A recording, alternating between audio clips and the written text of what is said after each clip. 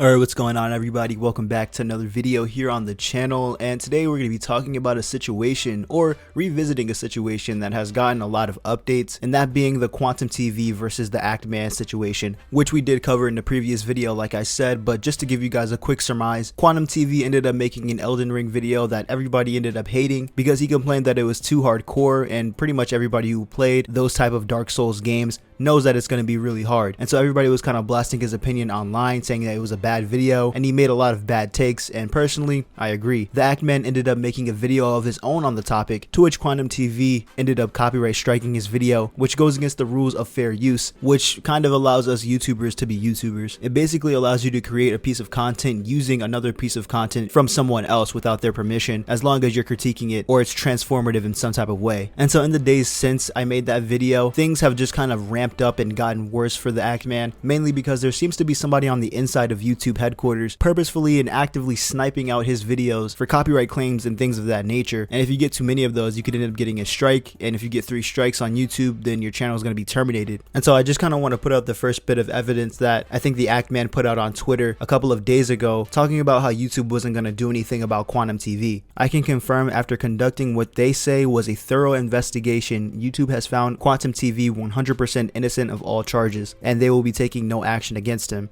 By making this decision, YouTube is effectively saying that abuse of the copyright system and the DMCA takedowns will never be punished, no matter how excessive. Copyright strikes are apparently a weapon that anybody can use against other creators to threaten their channels and their livelihoods. You will face no repercussions for committing perjury and filing fraudulent claims that are meant to harass others. They were unwilling to investigate anything that is not a currently active YouTube link, even if the evidence has been archived on the Wayback Machine. To me, this means that you can break any and all types of community guidelines so long as you delete the evidence before they can investigate. YouTube has taken the stance that wishing death upon protected communities is perfectly fine so long as you delete the evidence. Their policies on external links is null and void, and you can link your audience to whatever hate speech you wish. They also are perfectly fine with content dedicated towards harassing children and minors. I'm ecstatic to learn how much advertisers love to appear on videos of content creators harassing children and threatening them with bogus lawsuits, especially if those videos fall within fair use. YouTube is also taking the stance that there is nothing wrong with doxing other content creators' families, revealing the method by which you dox them, and making veiled threats of violence and direct threats of legal action against other YouTubers' families. That type of content is not only perfectly fine, but it's also fully monetizable. Quantum TV's video about threatening my mother is still up and fully monetized. YouTube, Quantum TV has objectively violated countless rules, guidelines, TOS, and therefore needs to be removed from YouTube permanently. There is no debate. There is only your compliance and your inaction. He has harassed other content creators on the platform for the last 4 years, and he will be continuing to do so until you do something about it. YouTube has failed to enforce the following community guidelines: external links, hate speech, cyberbullying and harassment, additional policies like ban evasion, copyright abuse, harmful and dangerous content policies, child safety policies, spam deceptive practices, and scam policies. This is the dark age of YouTube. So there was a part in that entire speech talking about how YouTube is against the communities that are protected, and what I think the Actman is referencing is how a couple of months ago, when the Post nightclub shooting happened, Quantum TV ended up saying some really hateful and homophobic stuff about the whole situation, talking about how he wishes that there were more victims and a whole bunch of other homophobic stuff. And so one of the points on Twitter that people are making is that YouTube as a company, they usually promote gay pride and Pride Month, they usually go all out for it and try to show their support, but at the same time they're not doing anything about Quantum TV, who has a ton of homophobic comments, and this has been public knowledge for a couple of months now at least. This is a bit of a sidetrack, but this kind of leads into something I've been thinking about for a little while now, and that's that not every company that switches their logo to a rainbow come June, or switches their logo to a rainbow version of their logo, is in support of gay pride. Like, they're probably just doing it for the money. But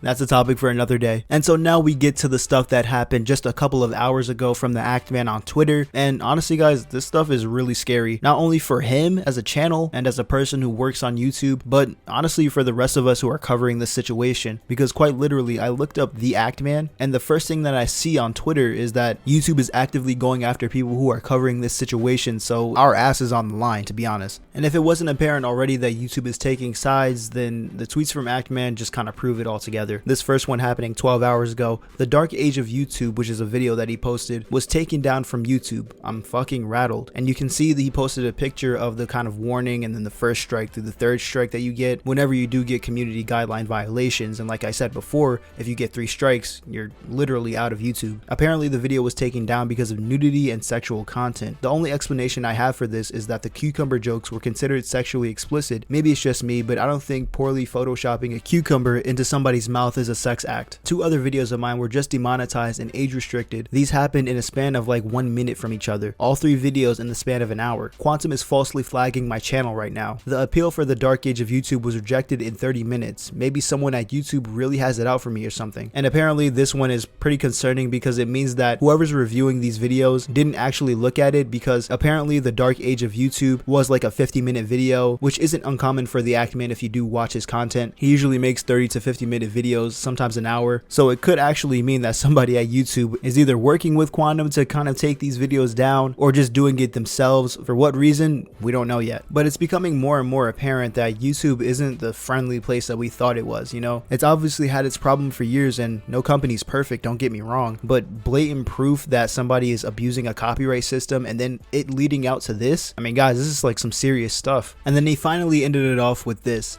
I don't know if the channel will be mysteriously taken down in the near future, but if it does, it has been an honor making content for you all these years. This is the Actman signing out. And honestly, that's just like heartbreaking. It's sad to hear, honestly, someone getting screwed over so bad for what seems like nothing, and for what seems like an open and shut case. Like, I don't understand how YouTube could be doing something like this. Like, maybe it's more to this situation. Like, a part of me wants to believe that Quantum TV is somehow behind the entire thing, like the entire thing with YouTube and stuff, and he's working in cahoots with them. But in reality, that's probably not the case. It could just be that YouTube is showing its true colors now. And so I guess my final thoughts on the situation up until this point are this: with this whole situation going the way it has, you know, YouTube has shown its true colors, and it's setting a precedent that shouldn't be followed by any other company. For all we know, this could start a chain reaction here on YouTube, where we have people just abusing the copyright system left and right, and then YouTube taking their side for it. And in fact, you know what, I'm going to call it right here and right now. People are going to start taking the Quantum TV route, because some of the people here on YouTube, YouTubers by the way, who work online, are too soft and too sensitive to take some criticism, because quite literally that's how this whole thing started. And you know what, I will never ever understand why YouTubers, or at least the ones who complain that they get so much hate, when honestly some of it is deserved, will start crying to YouTube and other higher ups, begging them to fix a situation that they got themselves into. Like, I mean, to be honest, it's common sense. If you as a person can't handle criticism, if you as a person have been getting bullied or have gotten bullied and you took it very poorly, YouTube just isn't the place for you, because this is a platform which previously had allowed you to make videos on other people for literally no reason at all and criticize them. Like, for anything. You can do that for anything. It's fair use. You can do that. And so if you're thinking about becoming a YouTuber and you're watching this video right now, just think to yourself, am I soft? Do I get mad when people call me names? Or are you going to start acting like an adult and handle your business? It's quite literally that simple. If you cry about getting teased in school, YouTube isn't the place for you. I promise you that. Not until you get some thicker skin and learn to handle situations like an adult.